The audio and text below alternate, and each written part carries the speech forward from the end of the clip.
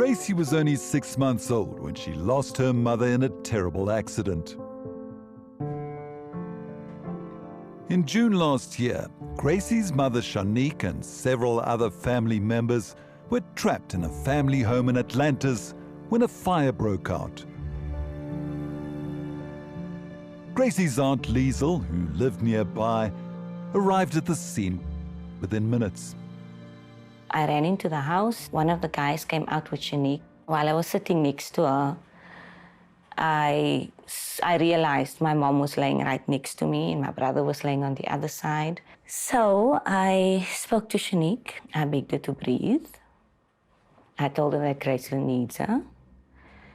But it was like water running through your hands. Gracey was saved at the last moment when 𝗀𝗵𝗃 passed her 6-month-old baby through the window to her uncle. Gracey's father, Lorenzo, was devastated. Ons het groot planne gehad.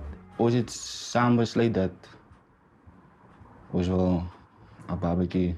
Sy beteken baie vir my.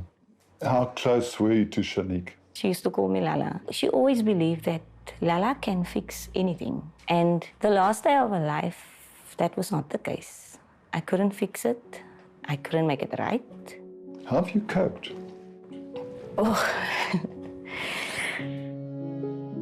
Not only did 𝗀𝗀𝗃 lose her best friend that day, she lost parents and a brother in the fire. But there was no time to grieve. 𝗀𝗀𝗃 could see Gracey needed a mom. Where's Mama? Mama, Mama. She was crying endlessly for hours at a point that I said to Lorenzo, her dad, I think we might have to take her to a doctor because something might be wrong. At first, 𝗀𝗀𝗃 thought it was teething causing Gracey's discomfort. But then they saw her swollen tummy and took Gracey to the Red Cross War Memorial Children's Hospital. Tests revealed a cancer of the blood, juvenile myelomonocytic leukemia. Professor Alan Davidson broke the news to the family. Prof, in layman's terms, can you describe her condition? So juvenile myelomonocytic leukemia, or for short JMML, this is a chronic leukemia. It's characterized by usually the development of a very large spleen in the tummy and their bone marrow, which is filled up with these excess and useless white cells. So they need to have blood transfusions and blood products, and they have a higher chance of getting infections. Gracey is doing very well. I couldn't stop asking, really? Why? Again, us as a family, why? Sy wonder hoekom gebeur alles saam met jou. Daar's klomp vrae. Unfortunately, again, unlike the typical acute leukemias, it doesn't respond to the traditional intense chemotherapy regimens which we use for the other forms of leukemia.